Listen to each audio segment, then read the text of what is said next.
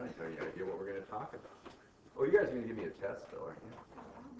Well, we don't have to. Well, you're bound to do better than my principal students did. I don't know. I hope so. Yeah, they're a little in shock. They didn't know anything when they took the test last week.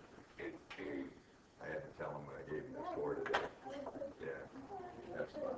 It's always fun. Okay, anyway, we're going to talk a little bit, I think. You can pass that order in, whatever. We just take tests. Huh? Stop talking. Just take the test. Yeah, well, give it to me. Pass them down, everybody. Can I just take it? Sure. Give it to me. You don't want me to talk about how good your score is going to be or anything? Don't forget, like, all my stuff that was there, I got it printed out, so I kept them. That's all right. That's cool. And, like my signature test was. Holy cow. Oh, I can find stuff. All right. Don't worry about it. And this really isn't a thing, this is just like what I did, those 5 restrictions for balance sheet, like I kind of like drew one out, and then like those different basis. Actually, I kind of like it. I have that. Read your explanation. So on that correcting one, Yeah. it said, it messed with me because it said there were, what, 18? There are 18 different And I was like, find one. I was like, I didn't know if, like, say, I don't remember what it was, something was in the wrong place, and I would underline it and say, oh, this is in the wrong place. And then I would be like, but it needs to go here. So is that one? That's one. That's one. Okay, I was confused about that too. Yeah, I was like, You don't get So I one was for looking going to for- the I was wrong looking place, for and something. another one for moving it To somewhere. the right place. That's cool. can you talk about, This is fun, was it? except for, How much time did you spend on this one? 3 hours. Did you get done? barely. Barely.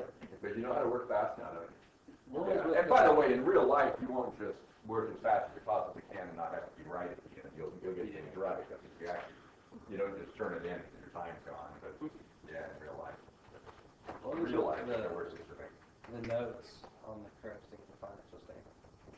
What It was was like, note 2 was. Oh yeah, those notes were all screwed up. Yeah. Yeah. Stuff, and I didn't know, like, how to say Some of them I what was didn't wrong even know with what it. it meant, like what is a returnable container? Yeah.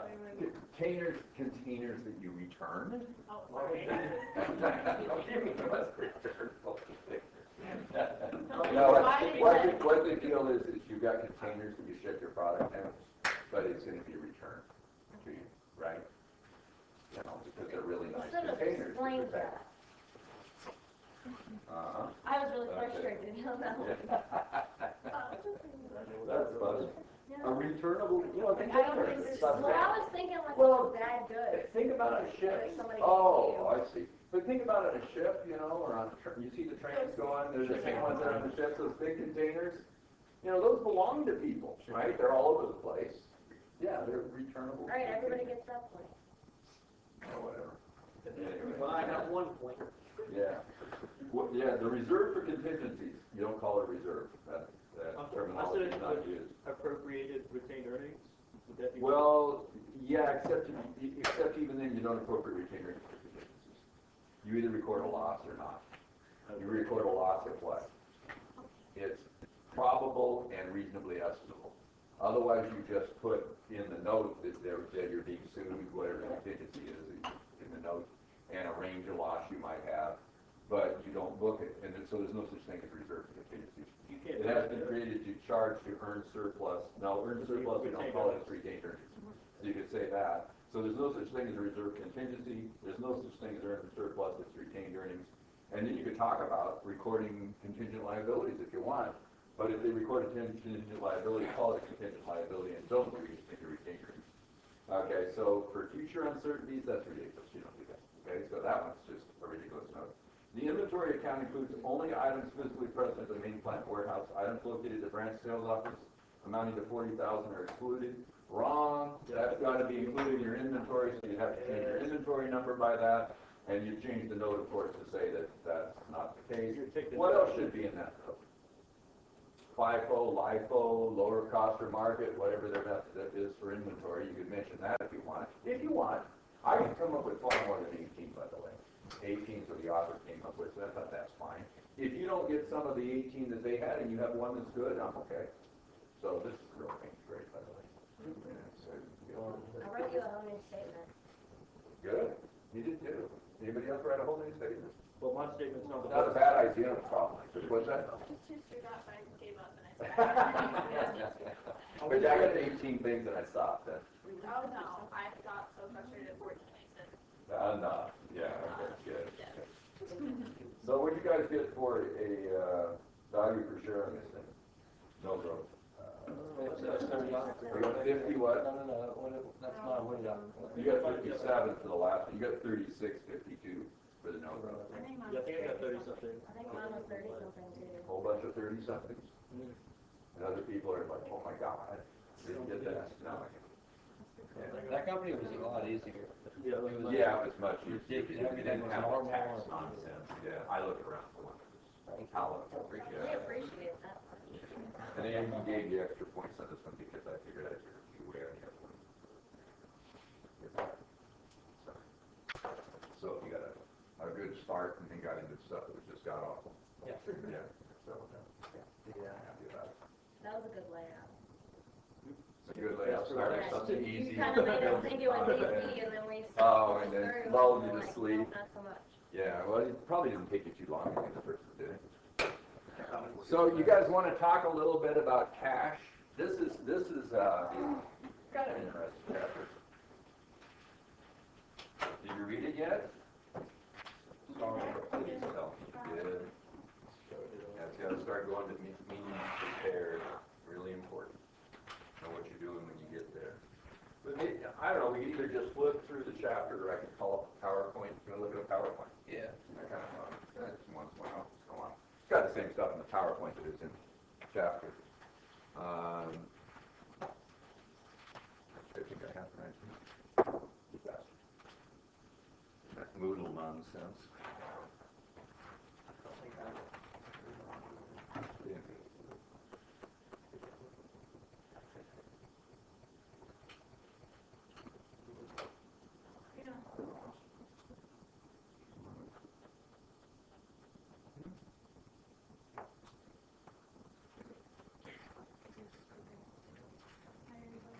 Ready to use, where is it?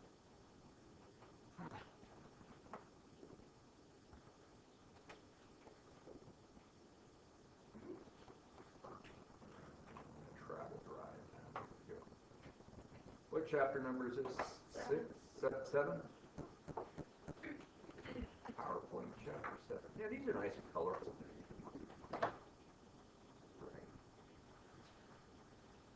There is, again, all these chapters, it's just tons of material. You know, and you just have to know everything. It's nice, isn't it? So the way this stuff works, you want to know as much as you possibly can when you take the CPA exam when you go to work, and you kind of just do it that way and keep going. There is some number crunching in this chapter, but it's not horrendous stuff. It's not bad. We're going to cover cash and receivables, of course. You know what that stuff is all about. Okay. After studying this chapter, you'll be able to do all kinds of stuff. Okay.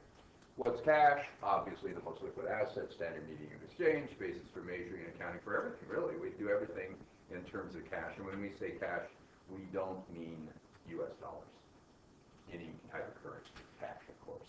And then we're going to have cash equivalents. We'll talk about that. Examples, coin, currency, dollar bills, right? Available funds on deposit at any bank, money orders, certified checks, cashier's checks, personal checks, bank drafts, savings accounts, right? All that stuff is cash, right? Okay, checks we haven't deposited yet from a customer, right? No, yeah, okay. Bank drafts, savings accounts, okay. So you need to know what all those things are, basically. Okay. Short-term, highly liquid investments that are both readily convertible to cash, is the cash equivalent, so near their maturity that they present insignificant risk of changes in value. Examples, treasury bills. You know what a treasury bond is, but that's longer, right? Treasury bills are shorter versions of these, right? Okay? So real current. But you buy the treasury bill, and even if it has a duration that's longer, you can sell any kind of one, right, guys? So it's not that long a duration. It's not. You can sell it. You can convert it. Commercial paper is one company lends money to another company for a couple days. Right? The intermediary set the deal up. So, you know, I got a couple extra $100 million for a few days, and I loan it to another company. I'm not kidding, right? I get a really nice interest rate. So one earns a little bit of interest, the other pays a little bit of interest, a lot of dollars, a little bit of interest in terms of percentage rate, right? This is done a lot. So, commercial paper going back and forth. Money market funds, you've got money that was invested in the stock market, bond market, and it's now in a money market fund waiting to be reinvested somewhere else. It earns almost no interest, right? So that's really cash too, because you could convert it to something else really fast. Anything you can convert fast. Now what's interesting about this is some of these things that are cash equivalents are kind of very similar to trading securities. Now in trading securities, what's the deal? It's probably, I'm going to hold it for a few days, up to a few weeks. If it's more than a few weeks, it's going to be available for sale short-term, isn't it? These kind of overlap a little. You look at the definitions, which is kind of weird. So you have to make a judgment call on whether it's a cash equivalent. I'm just parking the money, right, somewhere in a cash equivalent. It's not really a savings account or a checking account. It's not cash or cash on hand, but, it's close. These are investments, but, you're not going to earn hardly anything on it. It's for a very short period of time. You're going to convert it back into cash really fast. Okay? Do we want cash laying around earning absolutely nothing? No. So you'll at least put it in a savings account, if nothing else. Huh? Don't do that, by the way. It's horrible interest rate. All right. Restricted cash. This is interesting. Cash does not have to be current. What if you can't use the cash for more than a year? Guess what? It's a non-current asset. Got it? Even though it's still cash. So we segregate restricted from regular cash. This is done a lot in nonprofit accounting. Don't you, right? Cash that is restricted for a special purpose. You can't use it for anything else. But also if it's for time. So I might have some cash set aside for plant expansion. I can't use it for something else. Got it? I might, and this is not appropriated retained earnings. This is cash set aside. Okay? And I might have cash set aside for retirement of long-term debt. I might have a bond sinking fund, for instance, and there's cash in there and other investments. Well, that's not cash either, right? Not current cash, right? Okay, it's still cash. And compensating balances. What this is I have to maintain a balance in the bank account. So the bank loans me $1 million, which tells me you have to keep $100,000 in our checking account. I can't use that money until I pay back $1 million. They really only loan me $900,000. Screw that. And if they give you $1 million, you have to put $100,000 in the bank and leave it there. Guess what? They pay you 0.5% on the $100,000, and you pay them 8% on the whole $1 million. What's your real interest rate? Can you calculate it? Do it real quick. Tell me what the interest rate is. Can you do it? Of course you can. Brilliant people. You're used to me jerking your chain.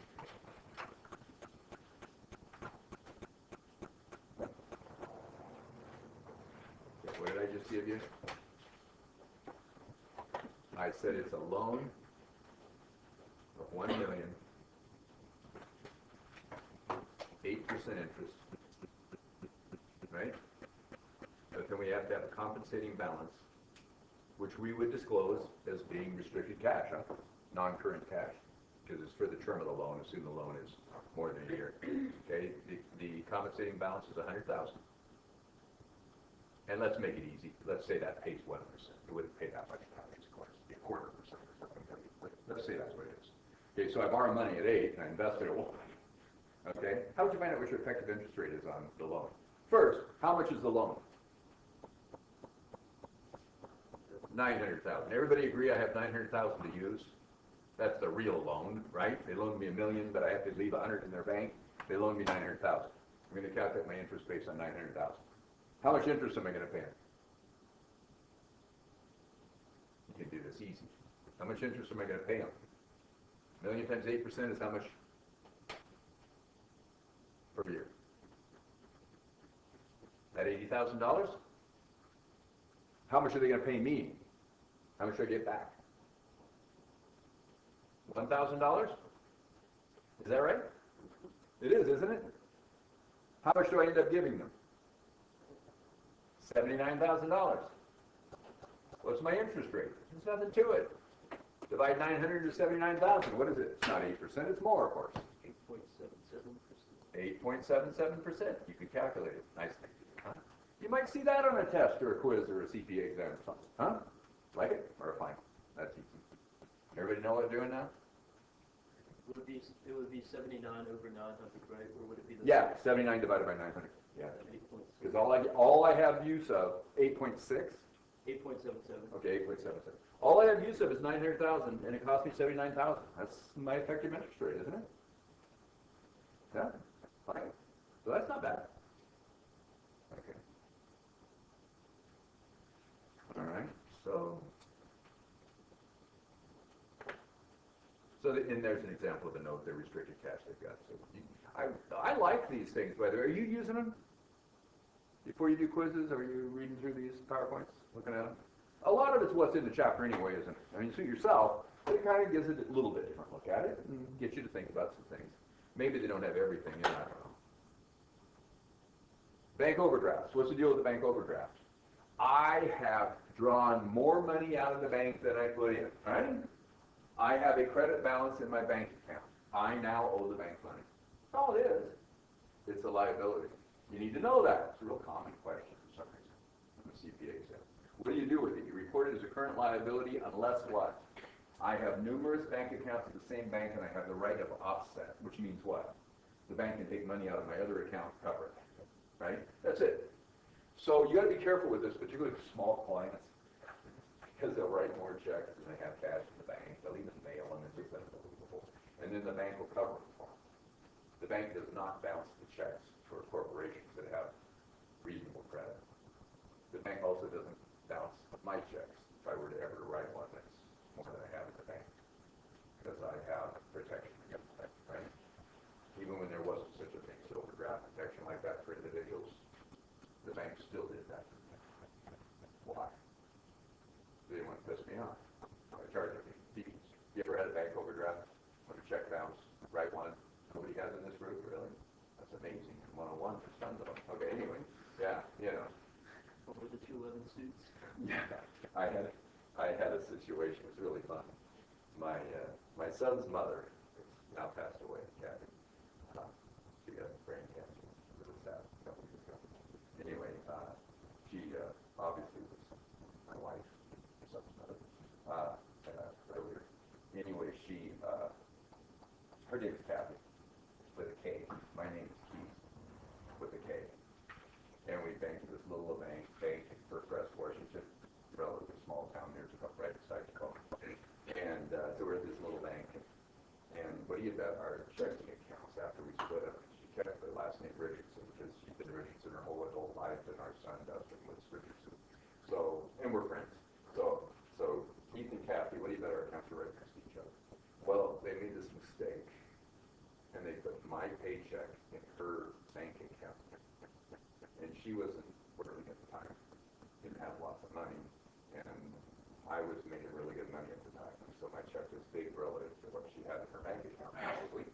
And so, anyway, they put the money in, and she used to call them up and ask how much was in the bank. Now you can do it online, right? You check. But you have to remember, right, what your deposits are and your withdrawals. Well, anyway, she wrote some checks, a number of them, assuming she made a mistake and she had more cash than she thought she did. Real fun, huh? So then the bank called me up and says, because I wrote some checks too, the bank called me up and says, Keith, you don't have any money in your account and you're writing checks, what the hell are you doing? The bank manager. And I laughed. I said, no. I didn't know I have money. I just deposited. No, there's no deposit. And then he looked around and guess what he found? They put it in her account. So they had to take the money out of her account and put it in mine. So I get another call and he says, I found it, but now there's another problem. If I take the money out of your account, all of Kathy's checks are going to bounce. And we're going to have to, take all the money out. Huge overdraft and all these fees and everything. So I got a good laugh out of it, but I called her up. We laughed about it. Well, I laughed about it. And then I paid for it. See, so you guys all thought I was really a mean person. It was worth it. It's a couple $1,000. It was worth it just because she's so embarrassed. And I have a great story to use, right?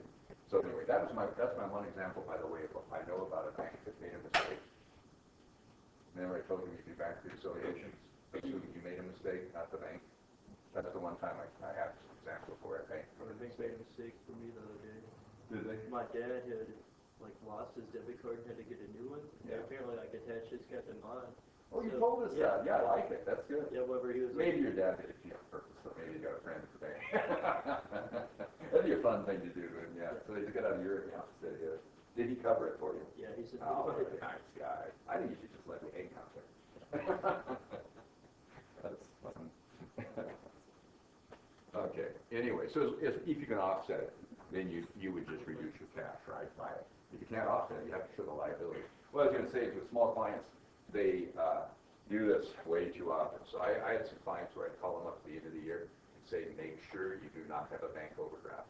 Imagine what it's like sitting in a meeting with their banker, and the banker looks at the balance sheet and says, I thought you had a bank account with us. There's no cash in the bank. Yeah, we do. Look over the liabilities. Bank overdraft. I've done this several times. So I call all my clients and say, all the small ones, and say, hey, you guys, for God's sakes, don't have a bank overdraft. I don't want to sit in another meeting with a banker where we owe them money on cash, right? So, anyway, they just laugh if you look at us. Okay. Cash-related items. So every time you see a chart in the book, guess what? You know it. You know that. Okay, so what do we have? Cash, if unrestricted, report as cash. Restricted, identified as either current or non-current assets separate from cash. Petty cash and change funds are cash. Okay, that's cash on hand to use. Change funds would be at Kroger, all the cash in the cash register, right? You know, at Walmart or something. Short-term paper is a cash equivalent. If it is less than 3 months, is often combined with cash. But this is where you're parking it. But how is that different than a trading security? Less than 3 months, right? So I guess on the trading security, you're trying to earn profit. On this, you're just parking money. That's the way you can think about it. Short-term paper are temporary investments, right? Investments in maturity of 3 to 12 months, okay? So if it's longer than 3 months, it ends up as an investment in short-term, right? Temporary investment, which would be either trading security available for sale, right, guys? Well, 3 to 12 probably available for sale short-term. Post-dated checks and IOUs, they're receivables if they're collectible. So if somebody puts an IOU in the petty cash box, that's not cash, right? That's an account receivable. Got the idea? Post-dated checks is what? You have a customer who doesn't have any money and they say, I'll give you a check, but I'm going to date it next month. Will you take the check? Better than nothing, of course you'll pay it, right? And then you hope the money's in the account later. It's still a receivable, it's not cash. Don't debit cash and credit receivables for it, so keep it receivables. Postage on hand are prepaid expenses. Or you can have them call them office supplies. It's not cash. Postage stamps are not cash. And usually it won't be stamps anymore, it'll be money in the meter, right? The postage meter that they use to, you guys have internships, right? Postage meters, they put the stamp on it for you, right? And so you put amount of money in that, and then it automatically does the stamping for you. Okay, bank overdrafts are a current liability. We said that, unless they write up offset. Compensating balances, cash separately classified as a deposit maintained as a compensating balance. If a right of offset exists, reduce cash. Okay, it's either current or non-current, depending on what? How long you have to leave it there. If it's more than a year, it's non-current. This is pretty easy. So know this stuff. So let yourself think about it. That was a good problem to do, that balance sheet problem they made you do, huh? You have to really think, don't you, when you look at something like that. But there's all kinds of things you can say if you just let yourself relax and do it. So if you see something like that on a CPA exam, right? Or on another one of my exams, you won't. I'm not doing that again. Maybe I'll give you an income statement, right? It's page graded. Okay? But you might see an income statement or something, right? It's, what's wrong with this thing? So those are real common questions on the CPA exam. Okay, receivables.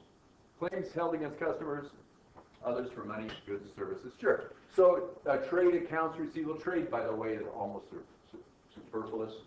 We call it accounts receivable, and it's a trade account receivable usually. Unless we have other types of accounts receivable, then we might call it a trade accounts receivable and call the other ones other accounts receivable. Got the idea? Related party, we separate that sort of thing. So claims held against customers and others for money, goods, or services. Okay, we got a receivable where they're going to give us something other than cash. Oral promises of the purchaser to pay for goods and services sold. That's an open account, right, guys? Written promise to pay a sum of money on a specified future date. Those might be accounts receivable if there's no interest on it. If there's interest and there's a signed piece of paper, it's called a signed piece of paper and there's interest in that due date. No receivable. Yeah, good. Just making sure somebody was actually listening. Sorry. So wait, there was a question I had from the test on the statement of cash flows. I I believe there was note payable as financing. Would that be correct, or would that be operating? Actually, it's usually companies put all their notes payable into financing.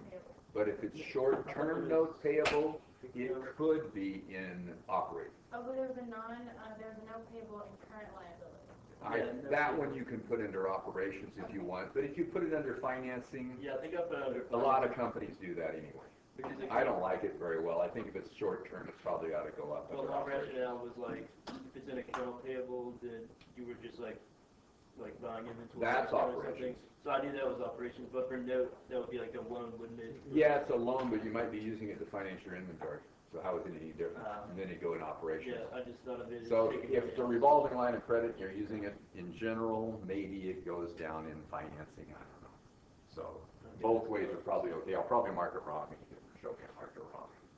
See if I still agree with myself later. Yeah. But yeah, a lot of companies do that. Okay. Yeah, the current note payable, I probably would have put in operations, and the bonds payable, of course, in I finance. didn't know if it was actually current or not, because that wasn't, wait, no, that one was right, actually. I was thinking of it messed up now. Oh, okay. Anyway, oh, there it is. Accounts receivable, notes receivable. Yeah, I'm pretty smart. Look at it. Okay, anyway.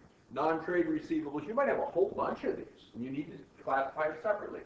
Advances to officers and employees, related parties, right? Related party stuff, be real careful with. Advances to subsidiaries, related party, right? Okay, deposits paid to cover potential damages or losses. It's a deposit, you're gonna get it back, right? If there's not the loss, whatever. Deposits paid as a guarantee of performance or payment, same thing. Dividends and interest receivable, perhaps. Claims against insurance companies for casualty sustained, defendants under lawsuit, government bodies for tax refunds, common carriers for damage or lost goods, creditors for return, damage or lost goods, good grief, customers for returned items, crates, containers, whatever. Returnable items, there we go. Yeah, not returned, returnable items. Okay, so it's a receivable of sorts. That's funny. I gotta try and remember that. What's a returnable container? Anyway. Oh, come on, it's fine. Throw it out on 101 quiz. Yeah. Okay. So here's an example of disclosure for cores and for seaboard. And so yeah, a variety of ways you can do it. This, by the way, you guys, is called parenthetical disclosure. They didn't put parentheses around it, but you could. Trade less allowance for doubtful accounts, right? Okay? And if they actually show the allowance for doubts, that's considered on the face of the statement. See that? And also what you could do is you could put that in the notes to the statements. Right here you could say accounts and notes receivable net, and then refer to a note, and in the note you could tell them what the allowance is. Okay? So that would be footnote disclosure. Anyway, they show some examples there, and they separate their accounts receivable from their notes receivable. And they have an allowance for doubtful accounts in each one of them separately. Can you have an allowance for doubtful accounts and notes receivable? Of course. Your estimate of what's not going to be paid, right? Handled exactly the same way as you would allowance on accounts receivable. Trade accounts receivable.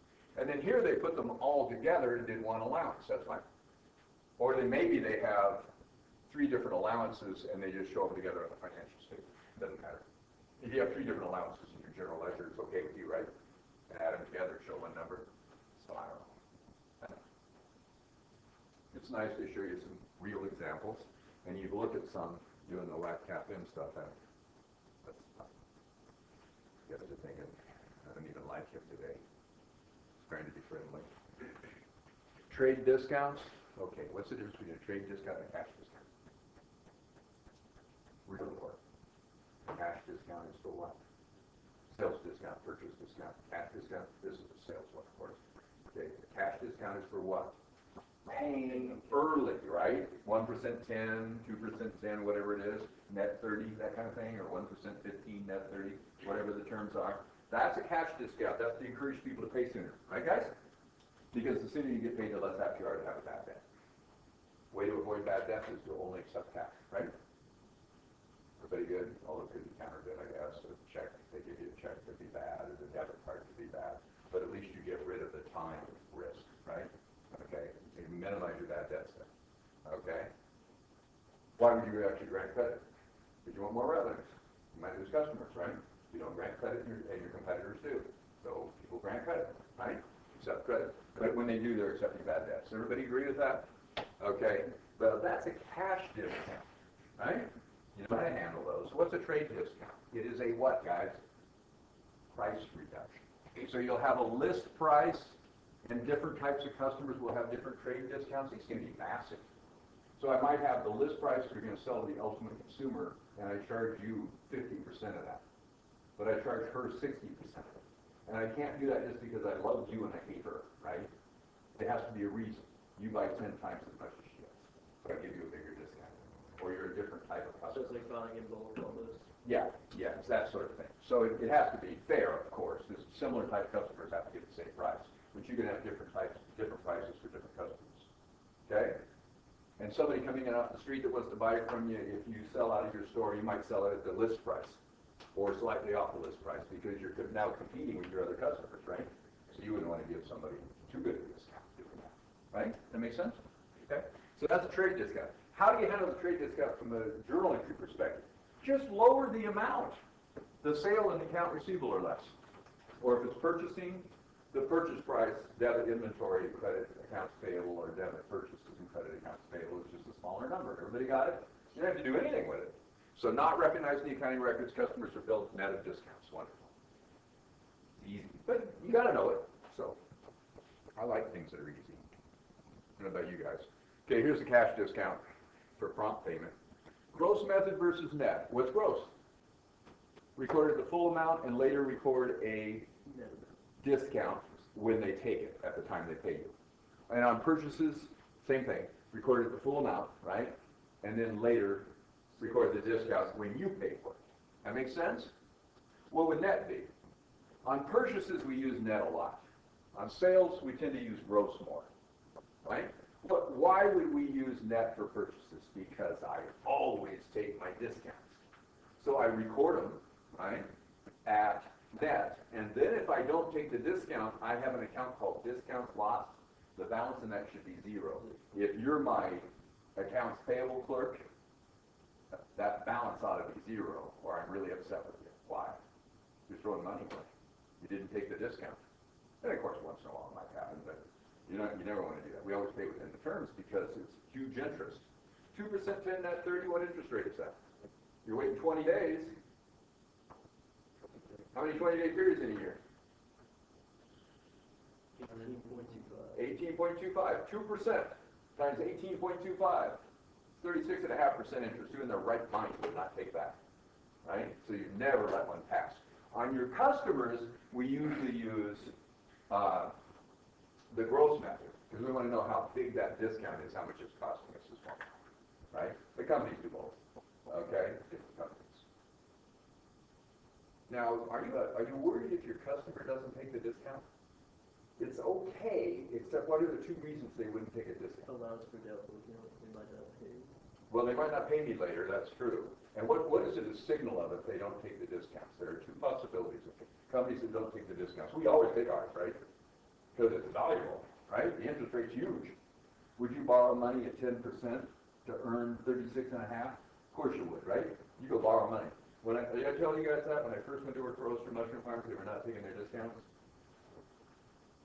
There's a couple $100,000 all year long that we had to borrow.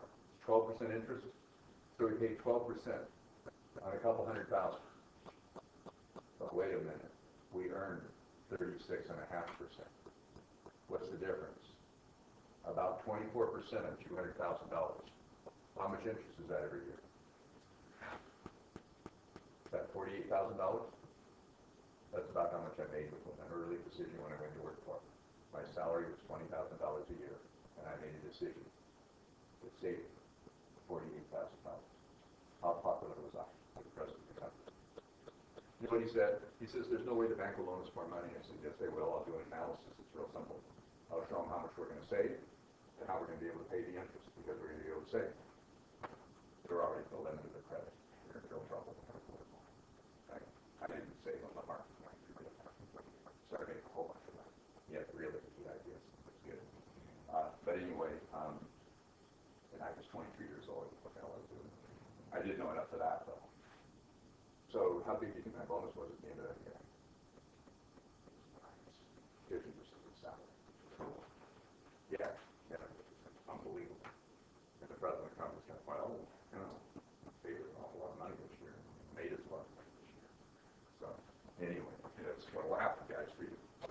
Take the easy stuff. Take the low-hanging fruit like this. Okay, so good. There's the gross and the net. It's real simple. Don't you hope I give you one of these? Practice a couple. There's some exercises like this. I put them on quizzes and tests. Yeah, so gross is, of course, full amount. Net, you took the discount, 2% out. Okay, then what happens if they pay within the discount period? Here it's simple, debit cash and credit accounts receivable. Because you already recorded the discount, you just reduce sales by it. Here what will happen is you keep track of your sales discount. So you can see how if you want to know what the discount cost you, it'd be sales revenue less this contra account, right? So you get the same sale, you get the same sale either way, but they pay off the whole thing, right? Okay, does that make sense? They only paid off part of it, but if they paid off the whole thing, right, it would, they would end up with 9,800 of net sales anyway. 10,000 less 9,800 would be fine. But what if they pay it after the discount period? What happens? Here you don't know that they passed the discount. Got the idea? Here you don't know they passed it. You want to track with your customer. Oh, I didn't finish that thought. What do you think is wrong with your customer? What do you think is going on with your customer if they don't take discounts on a consistent basis? Once in a while, a mistake, right? But if they don't take them, what are the two possibilities? They're broke. They don't have enough money to pay you. Bad credit, maybe. Oh, wow. They're waiting to collect some receivables so they can pay you. Right? I mean, it's bad, right? It's ugly. Or they don't know what they're doing. Which customer do you want? One that's broke or one that doesn't know what they're doing? I like don't know what they're doing better, but oh man, they're going to be broke soon. Probably not the only thing they don't know what they're doing on. I want to see my customers taking those discounts. And it's okay if they don't. They gave me some free profit, right? Okay. If, though, you're using the net, look what happens. It jumps right out at you, right? Because what happens is you've got the cash coming in, the full amount. You've got accounts receivable being reduced. This is weird the way you did it. I would not debit accounts receivable 120, credit accounts receivable 6,000. I would just credit accounts receivable for the difference, wouldn't you? 5,880, I guess it'd be, right? But the point is, you end up with sales discounts forfeited. On purchases, I care more about that number, right? On purchases, I want to know if I ever gave any out. And we call it purchase discounts lost. By the way, where do you think you'd put sales discounts for other income? I got other income, right, in the non-operating section, the income statement. They just gave it to me for no reason, right? They screwed up and gave it to me, okay? What about if it's a purchase discounts loss? You put it in the same place, right? Only be a debit, okay? You'll read the accounts payable, you'll look at that again. So work through a problem or two like that. They're useful. And I'm not going to do that because that's all. It's exactly what we just looked at, okay? They're doing the net too. Exactly. Yeah, it's simple. Work through it a little bit. Okay, non-recognition of the interest of it. This is useful. Okay, a company should measure receivables in terms of their present value. Would you agree with that? Every asset, every liability, and therefore equity is worth the discounted present value of future cash flows. Do you now believe that, by the way? How do we just value companies using WACC capital? Discounted present value of the future cash flows, right? If we think the equity's worth that, don't you think the assets are probably really worth that too? In fact, we value the assets that way, didn't we? Shouldn't the liability be valued that way too? Yeah. Shouldn't we every year calculate the value of everything using discounted present value techniques? Probably. Do we? No. There's all kinds of major conditions. You know what the discount rate should be. You know when the cash is going to change that. So we don't. Okay, so a company should measure receivables in terms of their present value. Why don't we on accounts receivable? How soon are we going to get paid? Here's our excuse for not doing it. How soon are we going to get paid? Real soon. So we think the discount would be what? Not material. Immaterial. Right? If you think it's material, what should you do? Discount it. Record it. Right? Everybody agree? It's interest.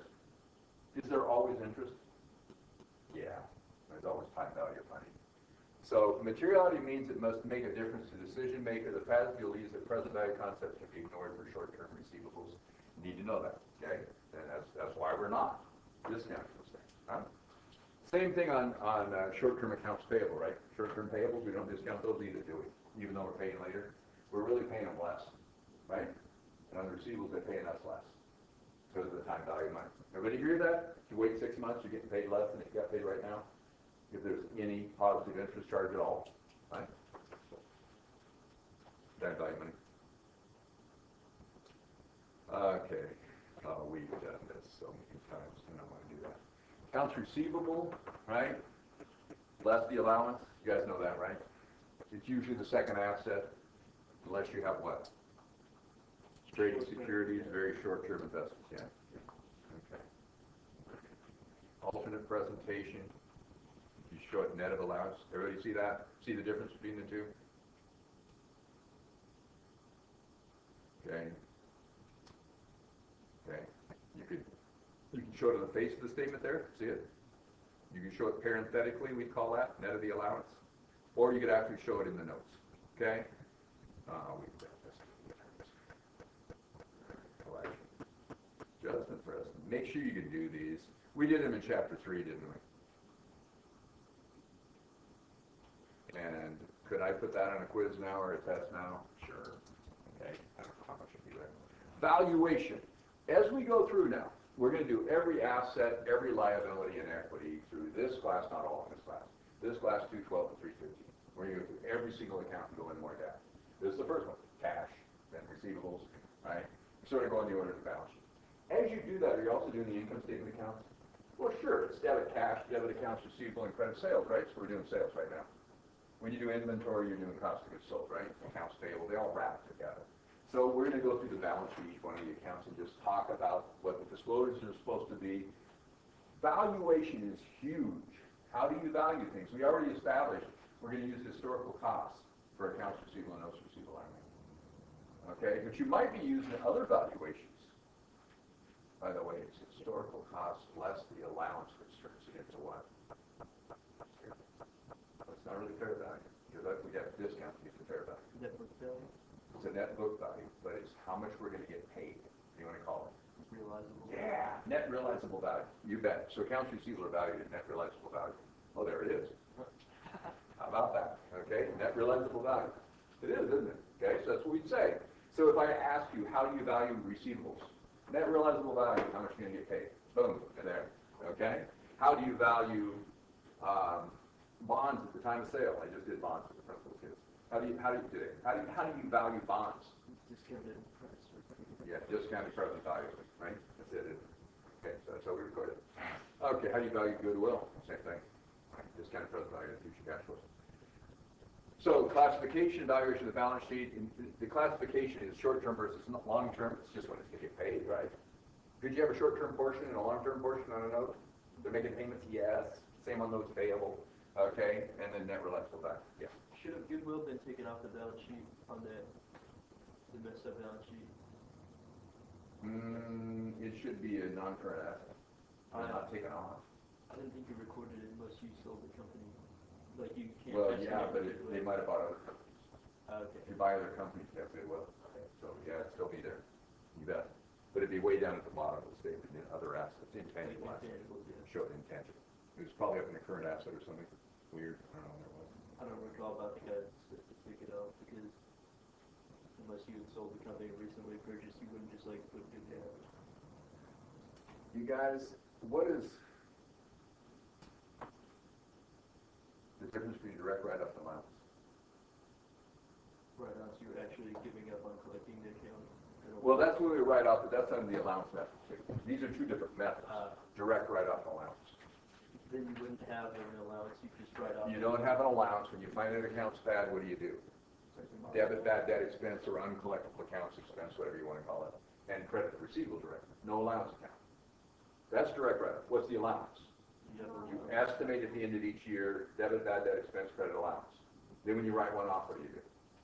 Credit receivable and debit. Credit receivable and debit, no. Oh, no. Debit the allowance, don't put the expense twice. Debit the allowance, credit receivable. Everybody knows this, huh? Keep this into your heads, haven't I? We're supposed to be learning it now. Bullshit. You learned this in principles, right? And then we reviewed it in chapter 3, and now you're going to learn something else. Okay? That's what we want. Okay? Your competitive advantage out there, you guys. You take it one step further, another step. It's wonderful for you. I know it can be kind of painful, but it's wonderful for you. Okay, so here's the deal. Which of these are allowed under joint accepted accounting principles?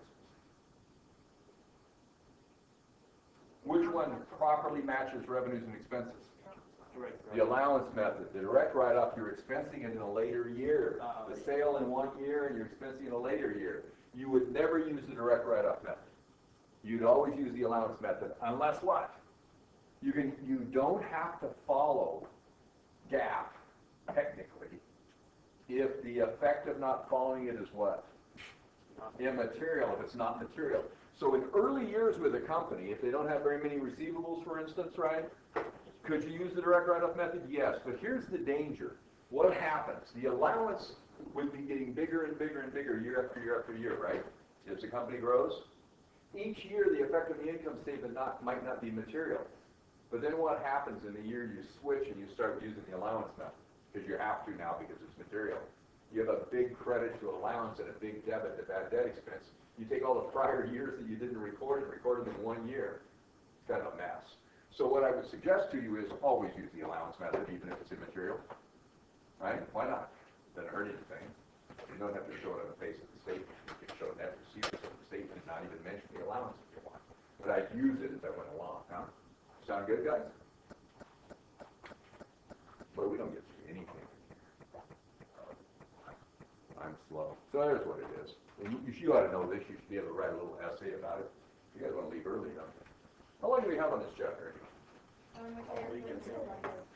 I have another day or 2 days.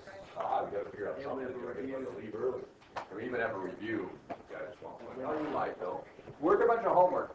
Let's do this one. We'll get out of here. Methods of accounting for uncollectible accounts. Direct write-off method is theoretically deficient, right? So it's not GAAP. No appropriate matching. Okay, we call it revenue recognition, expense recognition now. They're getting together, right? Receivables not stated in the cash realizable value, so we're showing too much account receivable because we didn't take away the allowance. And it's not GAAP when it's material because of that. So, and we don't have the bad debt expense, so our income's overstated and our assets are overstated, right? Retained earnings, so therefore equity is overstated. Everybody agree with that? You're not telling the truth. Allowance method losses are estimated. Could be a percent of sales, could be a percent of receivables. You could actually look at all the different receivables. Do a couple problems like that. You could actually look at all the receivables and estimate which ones are good, which ones aren't. You could actually age the receivables. How many are current? How many are past due? 30 days, 60 days. Take a percent of each. That's the way you could do it. Look at those things over. GAAP requires this material. See you guys. I guess I worked enough this weekend. Huh? Yeah. Just a little bit. Stressing out about it.